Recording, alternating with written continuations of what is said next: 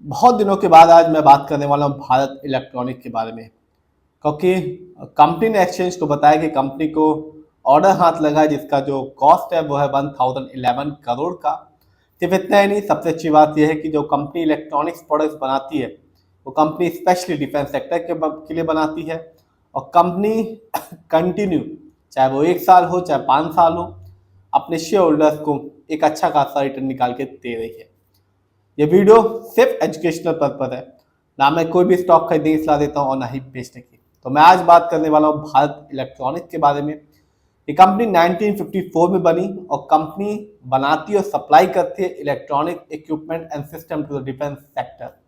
और आज जब 3:30 बजे मार्केट बंद हुआ तो इस कंपनी का शेयर प्राइस था 439 रुपीज 35 पैसे का। और आज इस कंपनी ने 2.29% का रिटर्न निकाल के दिया। इसका रीजन जो मैंने पहले बताया कि कंपनी ने एक्सचेंज को बताया कि कंपनी को बड़ा ऑर्डर हाथ लगा जिसका जो कॉस्ट है 1011 करोड़ का है, जिसकी वजह से आज जब 3:30 बजे मार्केट बंद हुआ तो इस कंपनी ने 2.29% का रिटर्न निकाल के दिया। इतना ही नहीं, कंपनी कंटिन्यू ऑर्डर्स पे ऑर्डर्स ले रही है। यदि मैं 1 साल 5 साल की बात करूं तो कंपनी ने बिल्कुल भी अपने शेयर होल्डर्स को निराश नहीं किया। जब मार्केट डाउन था 1 साल में तो कंपनी ने अपने शेयर होल्डर्स को 56% का रिटर्न निकाल के दिया। यानी आज से ठीक 1 साल पहले इस कंपनी का शेयर प्राइस मिल रहा था 302 रुपए का, जो आज के दिन है 439 रुपीज का। तो एक अच्छा बेनिफिट दिया इस कंपनी ने सिर्फ और सिर्फ 1 साल में। यदि बात करें लॉन्ग टर्म की तो 2020 से लेकर 2025 तक इस कंपनी ने अपने शेयर होल्डर्स को माला माल किया और रिटर्न के तौर पे दिया 858% का रिटर्न। यानी 2020 में इस कंपनी का शेयर प्राइस था 42 रुपए का, जो आज के दिन है 439 रुपीज का। तो कहाँ 42 रुपए का, कहाँ 440 रुपए का शेयर प्राइस हो गया आज के दिन। जिसने भी 5 साल पहले लॉन्ग टर्म इन्वेस्टमेंट के हिसाब से इस कंपनी को चुना होगा, एक अच्छा अमाउंट लगाया होगा, शेयर की एक अच्छी क्वांटिटी ली होगी, उसे इस कंपनी ने माला माल करके दिखाया। बात करें ओवरऑल रिटर्न की तो अभी तक भारत इलेक्ट्रॉनिक अपने शेयर होल्डर्स को छप्पर फाड़ के रिटर्न दे चुकी है।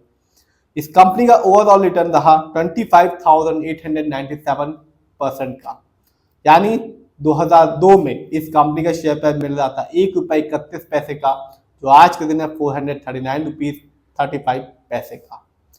बात करें भारत इलेक्ट्रॉनिक के इस साल के हाईएस्ट शेयर प्राइस के बारे में तो हाईएस्ट शेयर प्राइस गया 473 रुपीज 45 पैसे का, जबकि लोएस्ट शेयर प्राइस आया 256 रुपीज 20 पैसे। जो न्यूज़ है मैं पहले बता चुका हूँ आपको कि भारत इलेक्ट्रॉनिक ने एक्सचेंज को बताया कि कंपनी को एक बड़ा ऑर्डर हाथ लगा है जिसका जो वर्क ऑर्डर कॉस्ट है वो है 1011 करोड़ का। बात करें इस कंपनी के कुछ इवेंट्स की तो इस साल इस कंपनी ने अभी तक अपने शेयर होल्डर्स को डिविडेंड दिया एक बार 1 रुपीज 95 पैसे का। जानते हैं इस कंपनी के फंडामेंटल्स को तो जो कंपनी का मार्केट कैप है वो है 3,13,882 करोड़ का, जबकि कंपनी का जो पीबी रेशियो है वो है 14.55 का। शेयर मार्केट में एक अच्छा पीबी रेशियो कहलाता है 1 या तो बिलो 3।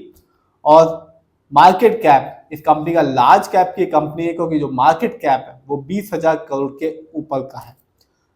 इस कंपनी का जो पीई है, इंडस्ट्री पी है, वो है 44.73 का।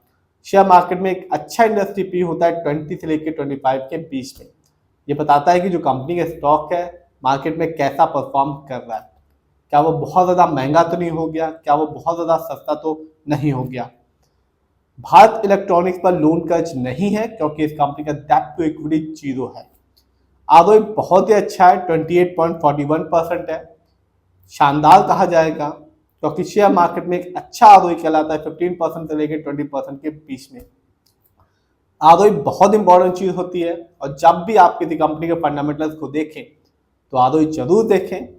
यदि आरओई बढ़ा हुआ होता है, पॉजिटिव होता है, तो बताता है कंपनी शेयर होल्डर्स के पैसे को सही से इस्तेमाल कर रही है, जिससे आगे चल के एक अच्छा बेनिफिट देखने को मिलेगा। यदि आरओई कम होता है, नेगेटिव होता है, तो साफ बताता है कंपनी शेयर होल्डर्स के पैसे को सही से इस्तेमाल नहीं कर पा रही, जिससे रिटर्न पाने की जो पॉसिबिलिटीज होती है वो कम हो जाती है। इस कंपनी का ईपीएस है 8.16, कम है क्योंकि शेयर मार्केट में एक अच्छा ईपीएस कहलाता है 80 से ज्यादा का।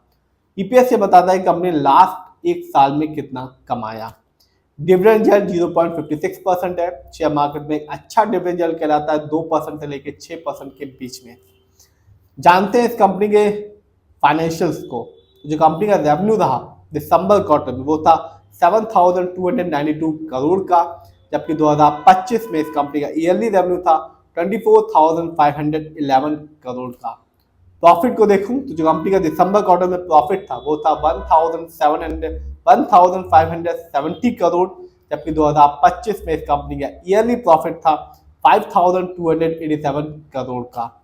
नेटवर्थ, कंपनी का नेटवर्थ था 2025 में वो था 19,993 करोड़ का, जबकि 2024 में इस कंपनी का नेटवर्थ था 16,344 करोड़ का। देखते हैं इस कंपनी के शेयर होल्डिंग पैटर्न को। तो भारत इलेक्ट्रॉनिक्स में प्रमोटर का पैसा सबसे ज्यादा लगा हुआ है। प्रमोटर की होल्डिंग है 51.14% की, जबकि एफआईआई की होल्डिंग है यानी कि विदेशी निवेशकों का पैसा लगा हुआ है 18.57% का। म्यूचुअल फंड की होल्डिंग है 14.82% की। रिटेलर्स यानी कि हम लोग का पैसा इस कंपनी में लगा हुआ है 9.87% का, जबकि डीआईआई की होल्डिंग है 5.66% की। तो कंपनी का मेरे हिसाब से सब कुछ अच्छा है, चाहे वो शेयर होल्डिंग पैटर्न हो, फाइनेंशियल हो, फंडामेंटल्स हो, और कंपनी रिटर्न भी दे रही है, साथ ही साथ डिविडेंड भी दे रही है, और नए नए ऑर्डर्स कॉन्ट्रैक्ट्स भी ले रही है, और शेयर प्राइस भी बजट में है। फिर भी आप जिसमें भी पैसा लगाएं खुद रिसर्च करें, एनालाइज करें, अपने फाइनेंशियल एडवाइजर की राय लें, तभी अपने पैसे को शेयर मार्केट में लगाएं।